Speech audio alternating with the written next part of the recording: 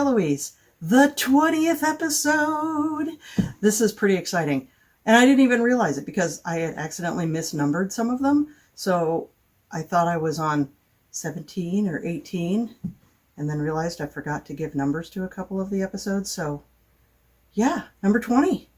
And number 20, by popular demand, is the Cambridge Diamonds. But first, a shout out to Dagny Svensdottir, who created this amazing chart on Google Docs, and I will put a link in the description so that you can go find it. It is a really amazing resource, and it's something that I think a lot of us have been wanting to do, and she finally did it. Have you ever found a pattern that you really, really wanted to do, but the directions were nothing like you'd ever seen before?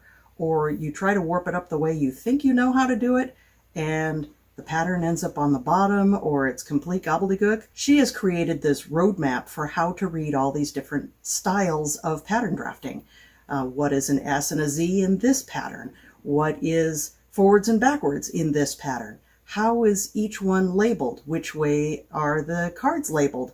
The whole thing it's a fantastic resource. I can't recommend it highly enough, especially if you're a new tablet weaver and you've not experimented with all the different styles of patterns. This is a great resource to have on hand so that you can save yourself the agony of doing it wrong the first time and then have the delight of having it done right the first time. And to Dagny, who I promised to serenade for her efforts, have I told you lately that I love you?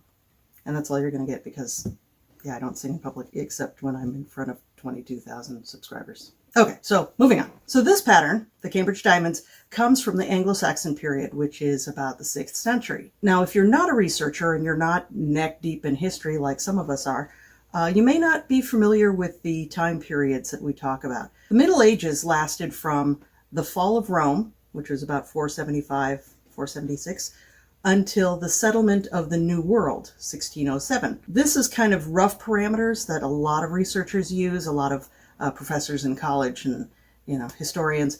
They use those time parameters to define the Middle Ages. Now the SCA, the Society for Creative Anachronism, which recreates the Middle Ages, they like to lean a little bit earlier into the Roman era and a little bit later into the swashbuckling Three Musketeers era. The Anglo-Saxon time period is a smaller time frame and a smaller geographic root. It began in the 5th century, just as the Romans were leaving Britain, as Rome was collapsing, and ended in the 11th century at the Norman Conquest in 1066. Now, anyone who's a fan of the show Vikings will recognize some of the names that come out of the Anglo-Saxon period.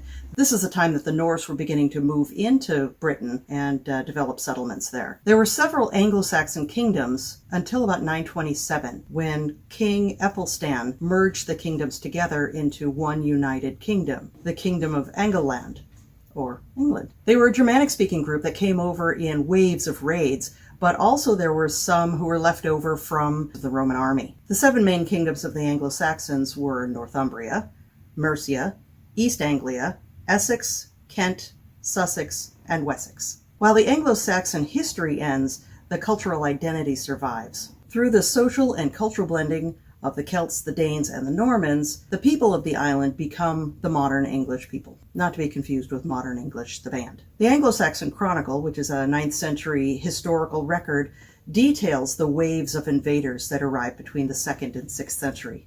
This is known as the Migration period, also known as the Barbarian invasions. People at the time really did seem to move around a lot. The Goths, the Visigoths, the Ostrogoths, the Vandals, the Jutes, the Huns.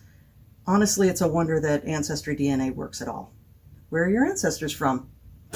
Everywhere. But this massive migration changed the region from Romano-British to Germanic. The Germanic people of Britain, who were themselves from diverse origins, eventually developed a common cultural identity as Anglo-Saxons. So the piece we're looking at today dates from the 6th century, which is pre-Viking invasion, so we're not going to be looking at any pictures of Ragnar Lothbrok, or the actor who played him. But we will be looking at an extant picture of this piece. It's a 1 centimeter wide fragment that is attached to a broken bronze belt tongue. So not the buckle part, but the other end.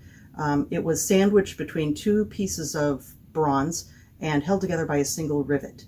One of the pieces is gone, but the second piece is still there. There were similar ones found in nearby burial sites. It appears to be made out of linen. It's listed as bast fibers, which could be linen or hemp or any other kind of grassy fiber. It's twice as thick as most other weavings. It's identical on both sides, which is really kind of cool. But because it's twice as thick, it doesn't lend itself very well for clothing decoration. It's better for belts or garters or a purse strap, or something that you need something a little bit more robust. This time we're honoring the Kingdom of Eldermere, the 16th kingdom of the Society for Creative Anachronism. The Kingdom of Eldermere encompasses pretty much all of Ontario, and that's it. So their colors are white, red, and just a little bit of green. So you will need 19 cards, 2 or 3 colors, and a cup of tea, because yeah, mine's almost broken. This is a really different kind of technique, so I think you're really going to enjoy it. Grab your 19 cards and your loom, and let's get started. It's such a lovely day outside. I thought I would move outside to do the warping. As you can see here, I have got my loom, my cards, 19 of them, my very sharp scissors, and my Lazy Kate with the 3 colors loaded into it. All ready to go. However, I need my pattern. Pattern acquired. Oh wait, there's one other thing missing. Cup of tea. All right, now we're cooking. Okay, let's sit down and get this started. I am going to apologize for ambient noises. I live between 2 different airports, so there's always airplane noises. I live in a neighborhood that is about 20 years old, so everybody's getting their roof done right now. And it's summer, so there's children. So we've got all of the noises going on, but it's such a lovely day.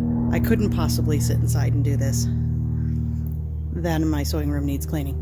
But I think I'm going to change the position around here a little bit. I have my Lazy Kate all full up with threads. So the teacup is actually there to hold the pattern in place while I do this. Okay, so we've got our pattern. We've got our teacup holding down the pattern because it's a little bit breezy outside, but it's so nice out here. We've got 19 cards, got our sharp scissors, got the Lazy Kate ready to go.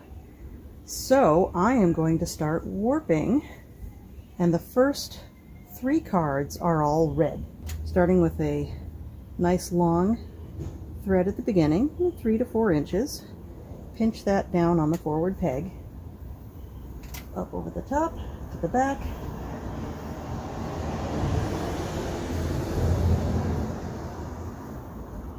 back and forth around all of your pegs and around your tension peg, which I've moved all the way to the back.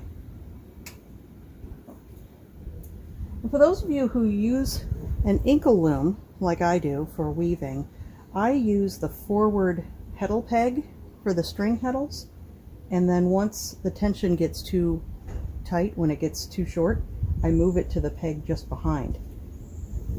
This helps ease some of that, I don't know what you call it. As you weave, your piece gets shorter, hence why you have a tension peg, and that will move all the way forward.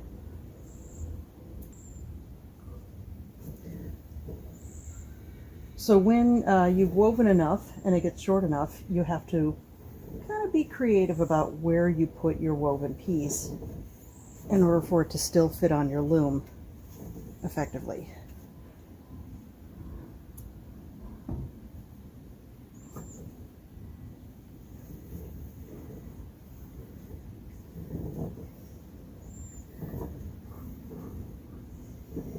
In my woodworking episode, I thought about adding an extra peg kind of in the middle here in the back to help move, or to help take up that shortage. So I'm moving it from this peg to this peg and then to another peg back here when enough of the length gets eaten up with weaving. Oh, I've got 4 threads on here. Okay, card number 1. Again, cards are labeled A, B, C, D in a clockwise form. So I'm going to turn the cards toward me, and the S threads will go through the back.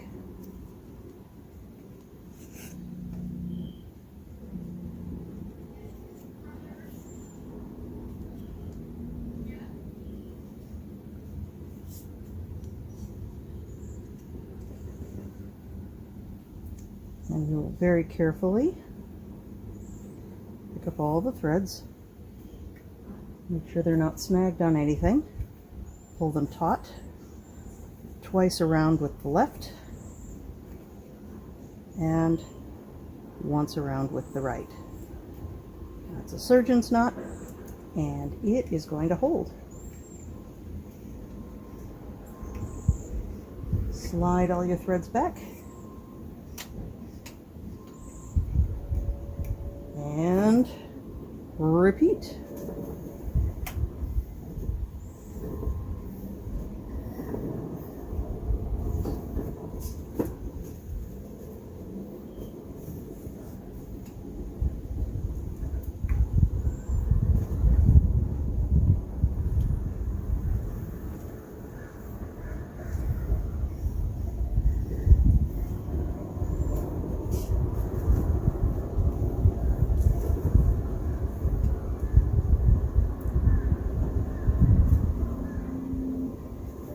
This is kind of the boring bit, really. 4 threads, all the same color, back and forth, front to back, top to bottom, over and over and over. And it's not like you haven't seen me do this, 20 times before.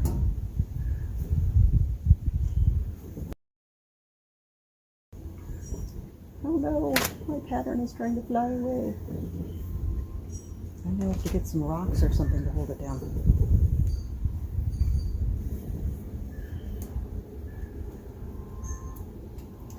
Card number 2. Again, facing me, but it's Z threaded, so we're going to thread it through the front.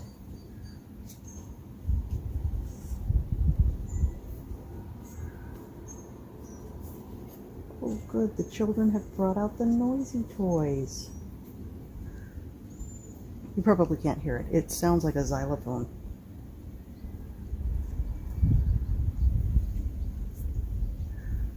I really don't mind. I love kids. I really do.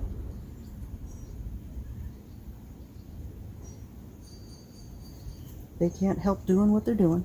They're learning. They're growing. Or as a friend of mine said, filling up their database.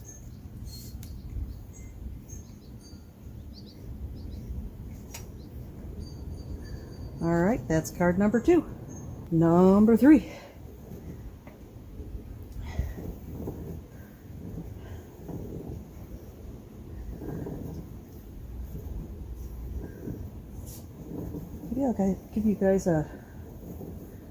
Maybe I'll give you guys a garden tour after I'm done with my warping.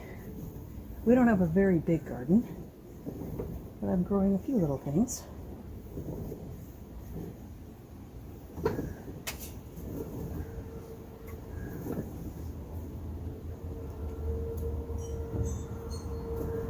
String number 3.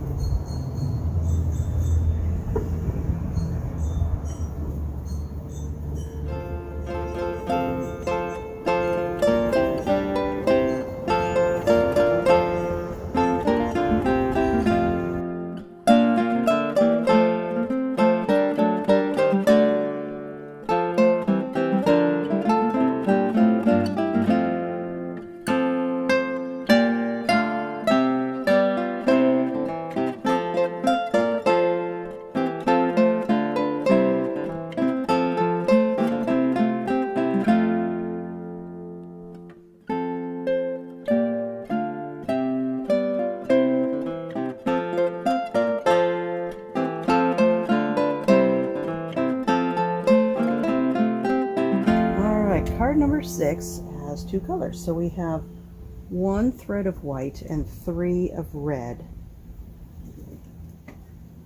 So we're going to do the 2 at the same time.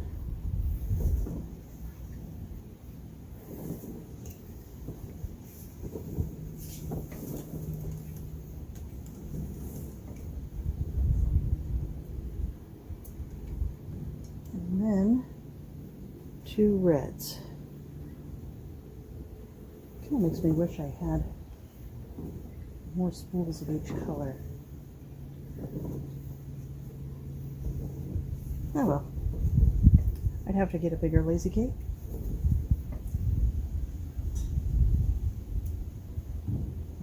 one more red.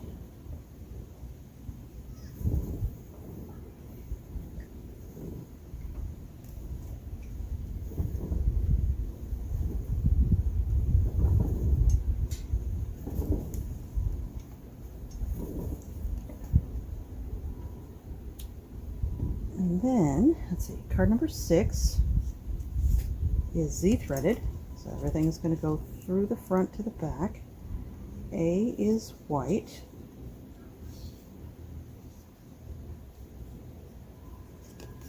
And the rest are red.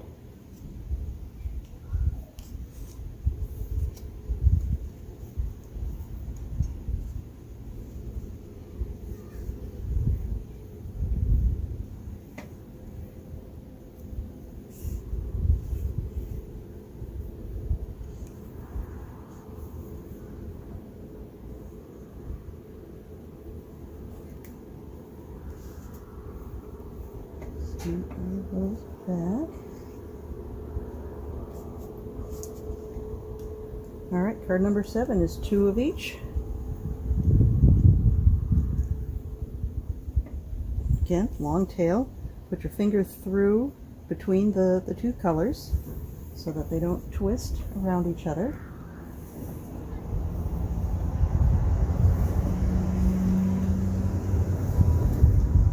Man, it's busy in the neighborhood today. People coming and going.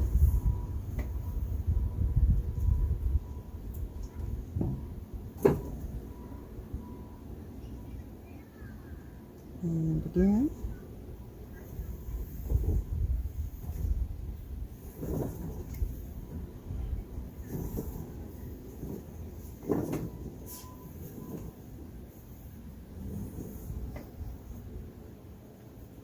Snip. Number 7, S. A and B are white.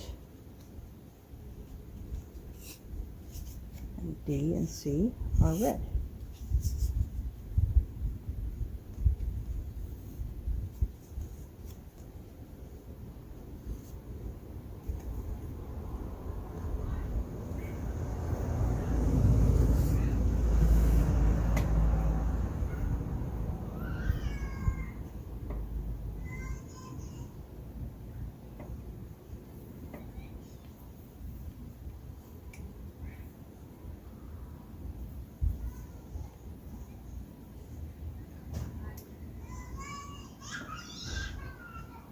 Okay.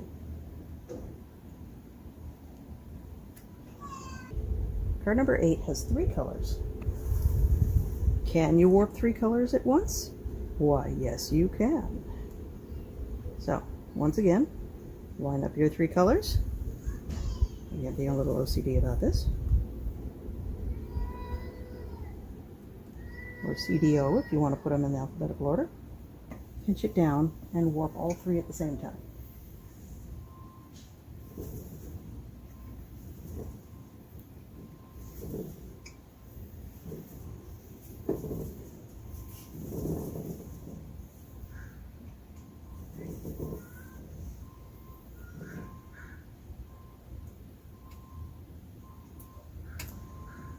And then the bonus color is white. So we'll just take the white thread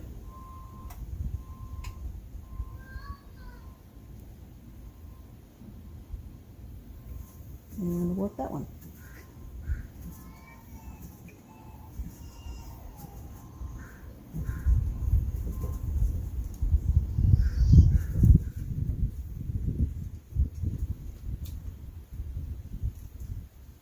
All right, card number 8, Z-threaded. A is green and C is red.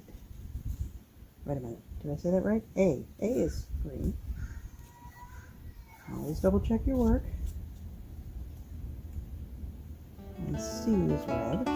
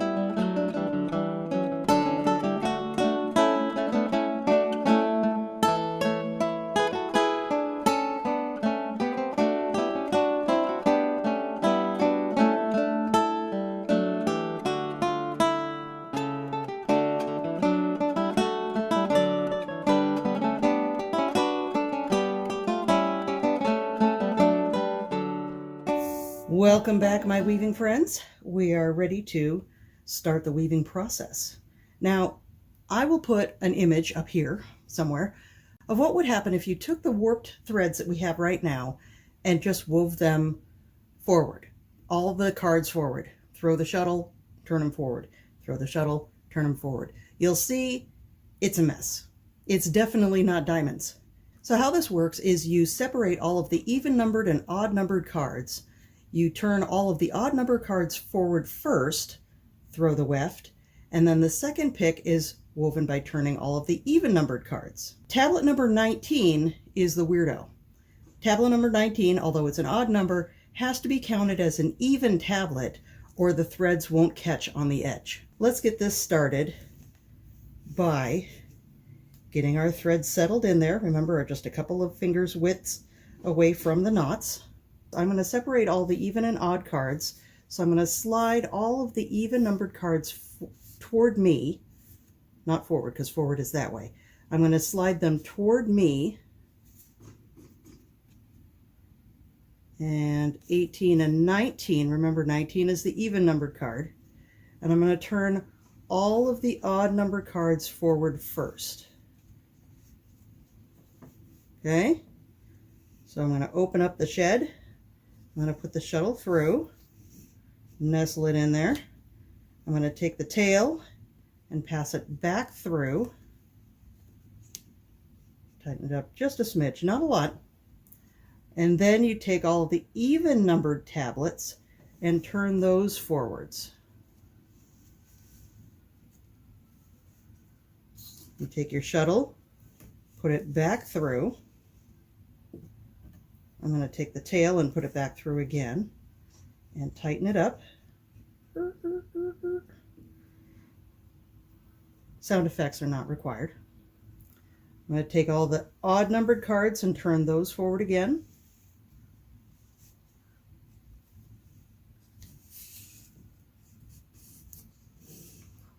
Shuttle through. I'm going to leave a little loop. Even numbered cards, turn those forward. Beat, pull, and leave that loop behind. All right, I'm going to tighten this up a little bit more if I can. This is going to look really rough the first few turns, even more so than usual. Odd numbered cards forward. Pass the shuttle, pull, leave the loop behind. Even numbered cards, turn those forward.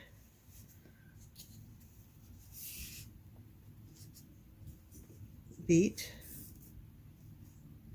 pull, and leave the loop behind.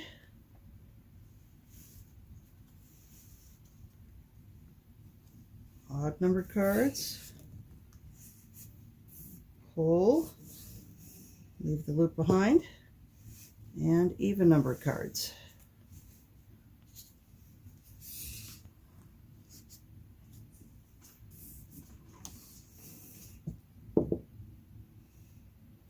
Now we've gone all the way around once, and it kind of looks a hot mess still. I mean, it's starting to sort of form something.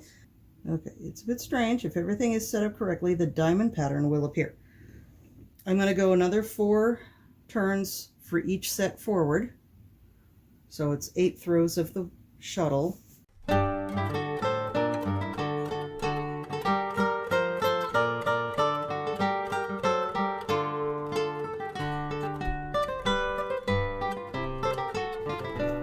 This is the weirdest thing.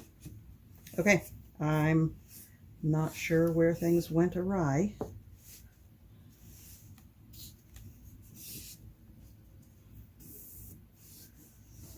Because this looks terrible. I realized after attempting to make this pattern work that the pattern I was using had the cards threaded all wrong. So I'm going to fix that. So if you're doing exactly what I'm doing while I'm warping, you're going to end up with a problem. If you follow the new pattern that I post along with it, you should be fine. So we're going to try this again. Take two.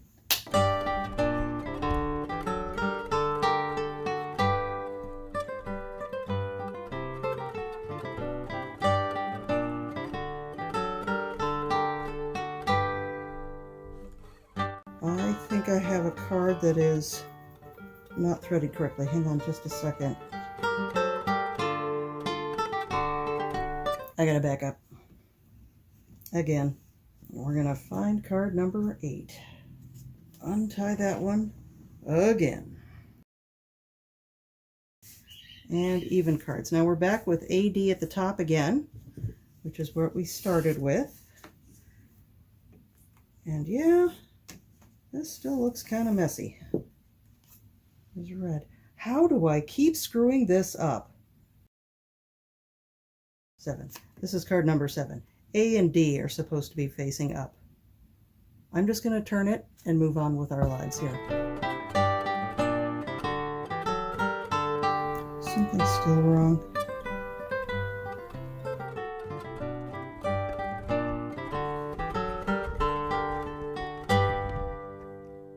I have calmed down.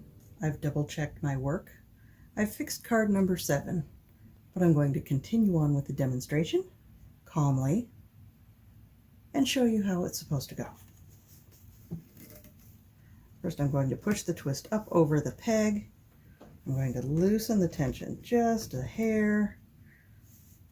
Take a deep breath. All right.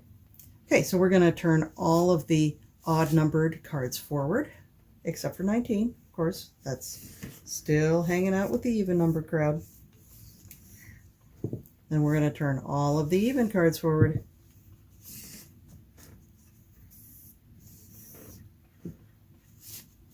And we're going to continue this way. Odd, then even. Odd, then even. Throwing the shuttle between each one. And very quickly, you should see a diamond pattern emerge.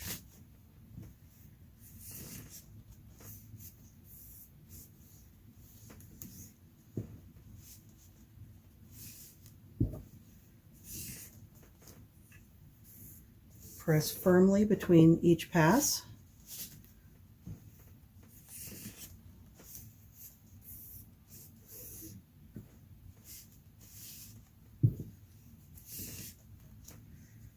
And now we've got AD back at the top again. And there is our beautiful pattern. That just looks so amazing. And now I'm going to show you one other thing, super quick, because Sheila Lewins, who put this pattern together, also included how to undo the twist. I am super, super excited to share this with you. So the first thing you're going to need to do is loosen the tension. You're going to have to flip all of the cards.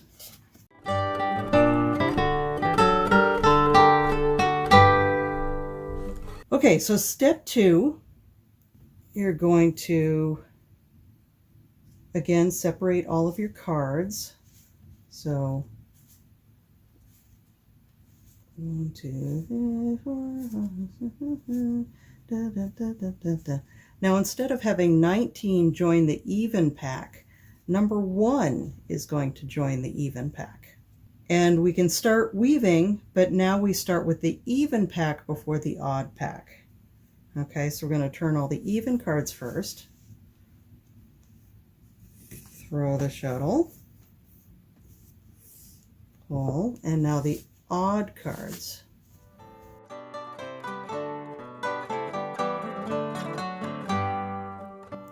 So you can see that there is quite a long float right there.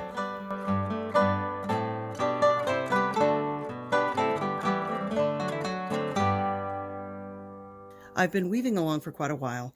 I got to the point where the threads were way over twisted, so like I described, I flipped all the cards, I switched card 1 and 19, and weaving along for quite a while, and now I'm twisted up again. So I need to switch back the other direction. But I discovered that if you get back to having AD at the top, like these are, and then you keep weaving, you end up with a really ugly blob. So let me show you what that looks like, and then I'll show you how to fix it. Now I'm going to move the number 1 card back with the odd and the 19 back with the even. Now you move the odd cards first, and you throw the shuttle, and then the even cards. Trying to do this carefully and not get my hands in the way. And you throw the shuttle, and there's still kind of a green streak right there. Okay, well, we're going to keep going. Odd cards.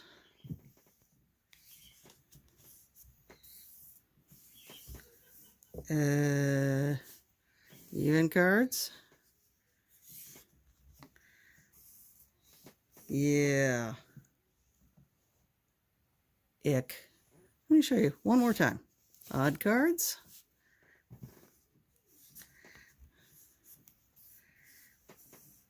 And even cards. So it doesn't really so much resemble diamonds as it does kind of a bow tie. And that's not what we're going for. And the other side, it has a tiny diamond. So let me back up and I will show you what I figured out on how to fix that. Okay, so we are back to AD at the top. So what I'm going to do is put 19 and 1 back to their positions from before. When you get down to the point where you're ready to flip and you're at the end of the diamond, you got the AD position at the top, you want to go one more quarter turn. So turn your even numbered cards, throw the shuttle, and then turn your odd cards, and throw the shuttle, and now you've got that nice point right there. So that looks beautiful. Now flip your cards, move the 1 and 19 cards, and proceed forward as you would normally. So turn your odd cards forward,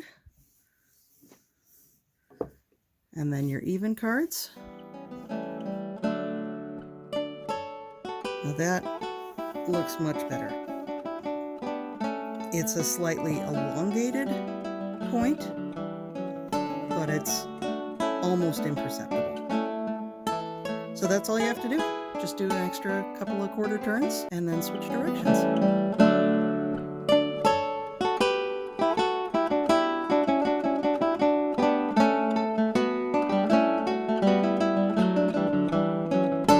As you can see, this is super sharp, but check this out. The other side looks exactly the same. It's twice as thick, but it is absolutely identical on both sides. It's very cool.